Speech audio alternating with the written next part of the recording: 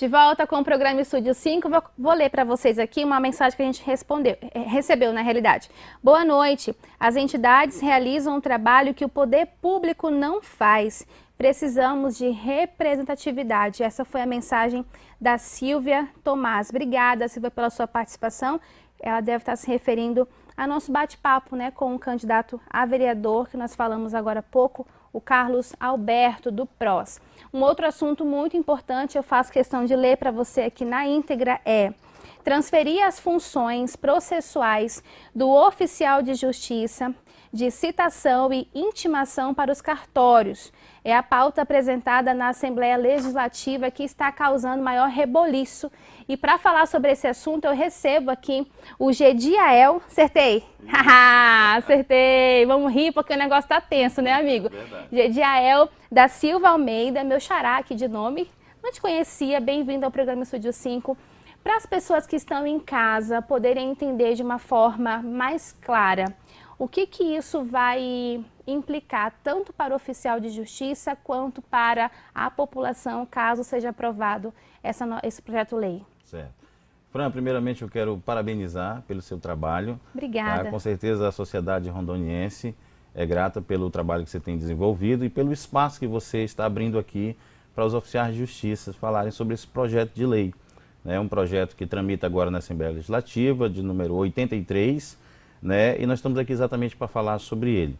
O primeiro aspecto que a gente pode falar, Fran, é que o oficial de justiça, ele é a longa-manos do juízo. O que é isso? O oficial de justiça, ele é um representante do juízo. Hoje o Tribunal de Justiça, o nosso Tribunal de Justiça de Rondônia, ele é considerado um tribunal de excelência, né? Tem inclusive ganhado muitos prêmios por isso, né? E pela sua celeridade no julgamento desse processo. Só que todo esse reconhecimento, né, esse trabalho não é realizado apenas pelos seus magistrados, mas também pelos seus servidores. É um conjunto, magistrados, servidores, todos trabalham em prol de prestar um melhor serviço a toda a sociedade, o serviço, né, jurisdicional. Então, nós hoje, o que nos causa uma estranheza é que o Tribunal de Justiça propôs a transferência das funções hoje realizadas pelos oficiais de justiça para os cartórios extrajudiciais. Claro que não vai ser 100%, mas ele vai transferir, mediante esse projeto, praticamente 90% dos atos que hoje, por lei, são cumpridos por oficiais de justiça.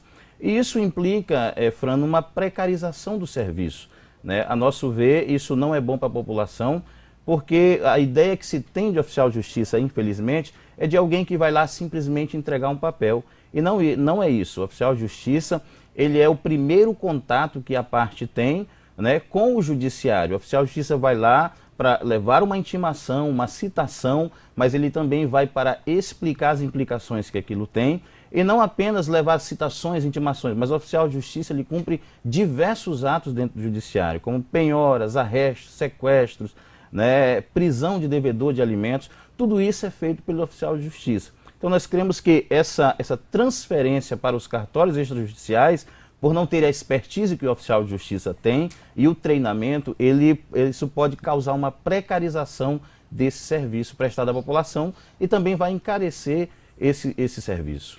Uma questão, eu não sei para você de casa como avalia, mas tipo assim, por que do nada mexer com vocês, mexer com um sistema que, ao ver da sociedade, tem funcionado tão bem? De onde veio essa iniciativa? Com qual respaldo essas mudanças? O que nós sabemos, Fran, é que essa iniciativa, o projeto de lei, partiu do Tribunal de Justiça, né? Mas os meandros dessa questão nós não tivemos acesso, porque infelizmente o Tribunal de Justiça não nos deu a oportunidade de ter sequer acesso a esse processo que tramitou lá. Nem os oficiais de justiça, através da sua associação, né? Hoje nós temos uma associação de oficiais de justiça, nós não tivemos acesso, e nem também o Sindicato dos Servidores do Judiciário. Foi pedido acesso, mas até o presente momento nós não tivemos acesso a esse projeto. Então ele tramitou totalmente em sigilo.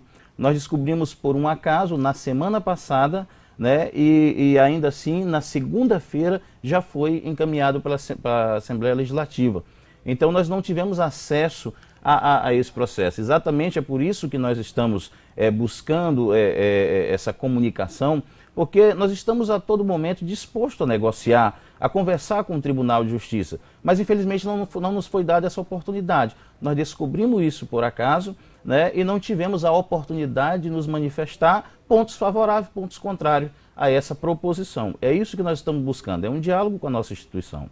Então, não houve diálogo nesse processo de criação desse projeto e nem tampouco a aceitação ou sugestões de vocês para que isso fosse levado para a Assembleia. Isso, exatamente. Não houve participação nem da associação, nem do sindicato. É como eu volto a repetir, nós nem sequer tivemos acesso, porque esse processo tramita em sigilo, né? E é essa a nossa discussão. Por quê? Né? Por que está sendo feito dessa forma? Né? Então, são questões que nós temos levantado, né? Mas infelizmente da instituição nós não obtivemos ainda respostas. Financeiramente falando, Gediael, vai pesar para o oficial de justiça, vai pesar para a população? Como é que a gente avalia os impactos financeiros? A primeira coisa, Fran, que nós entendemos é que, como eu falei a você, vai haver uma precarização desse serviço, porque pelo projeto que foi enviado à Assembleia, nós não sabemos quem vai executar esses mandados, né? Hoje o oficial de justiça é um profissional concursado, de nível superior, com formação jurídica, né? E então ele desempenha com treinamento e desempenha o seu papel com excelência. Esse projeto de lei ele transfere aos cartórios, né? E nós não sabemos quem vai cumprir esse mandado. Mas nós imaginamos que não é um servidor com a qualificação que o oficial de justiça tem, né? Então, na prática, esse mandado vai ser cumprido por uma pessoa que não tem formação, né? Que lá na ponta não vai saber informar o cidadão, né? Principalmente o menos esclarecido, como ele pode formular a sua defesa, aonde ele deve procurar. Nós tratamos muito hoje, Fran, com pessoas humildes, que não têm, às vezes, nenhuma instrução, até pessoas que não sabem nem sequer ler. E o oficial de justiça, então, ali lê o mandado, explica, né, indica para esse cidadão que às vezes não tem sequer condição financeira de procurar um advogado, onde ele deve procurar, né, a defensoria para fazer a defesa dos seus direitos. Então toda essa gama de informação, isso é levada pelo oficial de justiça, pelo comprometimento que nós temos com o nosso trabalho. Agora, a implicação financeira, inclusive nós entramos em contato com a OAB. Hoje o Código de Processo Civil, ele estabelece, Fran, que as citações e intimações devem ser cumpridas primeiramente pelos Correios, né, e depois por oficial de justiça. Mas nós sabemos que a efetividade do serviço do Correio é muito baixa. O próprio projeto diz que 70% dessas citações e intimações que vão para o Correio acabam voltando negativo, ou seja, né, é um serviço, infelizmente, inefetivo. E aí entra a figura dos oficiais de justiça para cumprir esses mandados. O que acontece na prática é que esse projeto de lei está inserindo mais uma pessoa para trabalhar no cumprimento desses mandados. Só que isso não é sem custos. Na prática, nós entendemos que vai acontecer o seguinte: vai para o Correio, não vai conseguir, né? Ou a efetividade vai ser muito pouca. Agora vai para o cartório, nós não sabemos também se como que será cumprido. Cremos que a efetividade também será pequena. Depois vai para o oficial de justiça. E tudo isso, Fran, custa caro um processo, né? Para uma justiça cara que nós já temos no Brasil. Então nós queremos que isso vai encarecer o processo, isso vai tornar o processo mais demorado, porque vai haver mais diligências a ser realizadas dentro de um processo, né? E isso vai ter sérias implicações financeiras. O argumento de que isso vai ser mais econômico, ele não se sustenta, tanto é que a OAB já tem se manifestado a respeito disso, porque entende que isso vai trazer mais custos para um processo que já é caro. E para o oficial de justiça, inevitavelmente, isso vai implicar em perda na sua remuneração, né? Mas a nossa preocupação maior, Fran, é com o jurisdicionado, é com a população, entendeu? Que vai estar aí exposta a um serviço que acreditamos que de má qualidade. Nós temos bastante pessoas acompanhando o programa hoje, inclusive por conta desse problema todo que surgiu, né? Então, as pessoas no Facebook, muito obrigado pela participação. Quem também está acompanhando pelo canal no YouTube, são mais de 40 pessoas nos vendo agora, muito obrigado. Inclusive, o Gediael me falou que tem oficiais em todo o estado acompanhando o programa, muito obrigada, nós esperamos poder contribuir. Tem uma mensagem também aqui, ó, Gediael, abraço, Bessane, trabalhamos juntos no Corém. Ah, sim. Todo mundo te acompanhando aqui.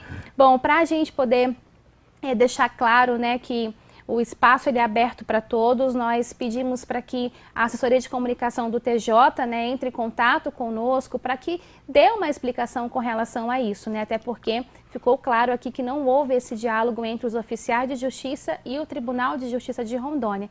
No entanto, minha pergunta para você agora, Gediael, é com relação a como tem sido a postura da Assembleia nesse processo. Como estão o ponto de vista dos deputados, eles abraçaram vocês, estão meio para lá, que a gente nunca sabe o que esperar deles, né? Como é que está essa situação toda? Fran, nós temos feito hoje um trabalho juntamente com a Associação dos Oficiais e o sindicato junto à Assembleia Legislativa. E graças a Deus a receptividade por parte da Assembleia tem sido positiva, né? Claro que devido a ser tudo feito assim muito rápido, nós não tínhamos conhecimento, nós não conseguimos ainda alcançar todos os deputados, né? Muitos estão em campanha nos seus municípios, no interior, mas nós já conseguimos uma grande maioria de conversar com uma grande maioria de deputados e a Assembleia tem sido receptiva, né? Tem entendido os meandros dessa questão, as implicações, né? Nós temos conversado com a Assembleia. Em resumo, a posição da Assembleia tem sido boa, tem sido positiva, né? Mas nós aguardamos que realmente a Assembleia venha fazer o seu papel, né? Que venha observar essa questão que nós estamos colocando, né? Outro fato, Fran, que nos preocupa, nós temos conversado isso, é a questão de que o oficial de justiça hoje ele lida com muitas informações sigilosas, né? Há muitos processos que tramitam no tribunal sob sigilo, né? Como uma forma de proteger até mesmo as pessoas que estão envolvidas nos processos. Então, nossa preocupação hoje é esse sigilo ser aberto, né, para terceiros que não têm o mesmo compromisso com a instituição que tem o oficial de justiça, né? Nós sabemos que uma informação sigilosa caindo em mãos erradas, ela pode destruir a vida de uma pessoa, né? Então isso é uma outra coisa que nos preocupa hoje. No projeto não há menção a respeito disso, mas nós nos preocupamos, porque hoje nós trabalhamos com muitos atos de comunicação processual que tramitam sob o sigilo, né, da justiça. E o oficial de justiça ele tem esse compromisso com a instituição, inclusive ele não pode revelar nada de que está ali em sigilo, né, sob pena de responder civil, administrativo e criminalmente pelas informações, né? Então, se isso for aberto para um terceiro que não tem esse vínculo com a instituição, isso pode realmente prejudicar muitas pessoas. É uma preocupação que nós temos também. Nós temos a oportunidade de conversar hoje, eu não o conhecia, mas durante todos os meus 12 anos de comunicação, sempre busquei trabalhar com a verdade em todos os lados, né? Sendo bem sincera com o senhor acredita que tem sido um pouco de má fé essa postura do Tribunal de Justiça em não conversar com vocês, em ter procedido de uma maneira meio escondida? Como é que o senhor avalia agora, enquanto oficial que estudou, que tem se disponibilizado e que representa hoje tantos oficiais aqui, como você avalia essa postura do TJ de Rondônia? Fran, eu não diria que é uma postura de má fé do Tribunal de Justiça, eu não diria isso, né? Mas eu acredito que foi uma postura equivocada, né? Não posso afirmar que seja de má fé, mas eu acredito que seja uma proposta equivocada. Por quê? Na prática, Fran, nós sabemos que uma lei, né, ou até mesmo uma decisão judicial, como nós somos desse âmbito jurídico, ela tem maior legitimidade quando os interessados participam dela. É por isso que o processo tem um contraditório. Por quê? Porque o juiz não pode ouvir apenas uma das partes, ele tem que ouvir as duas e formular sua decisão. Assim também são as propostas legislativas. Quem que são os interessados? Então, quanto maior a participação dos interessados, nós teremos um produto melhor fabricado, digamos assim, tanto no âmbito judicial como no âmbito de um processo, um projeto de lei desse tipo. Então, eu acredito que há um equívoco da parte do tribunal em não abrir isso para a participação tanto da sociedade como dos oficiais de justiça. Não são apenas os oficiais que são interessados nesse processo, mas a sociedade de uma maneira geral. Então, quanto maior a participação dos interessados, nós creemos que teremos uma solução muito melhor do que a solução tomada apenas pelo tribunal, né? Porque aí você corre o risco de apenas ver um lado da coisa, né? E não ver o outro. Então, eu acredito que seja uma posição equivocada. Mas não diria que isso foi feito de má fé. A gente espera que isso possa ser resolvido de maneira mais pacífica. Com relação aos próximos passos, como vocês estão se organizando, vão fazer novas reuniões? Como é que está o planejamento de vocês?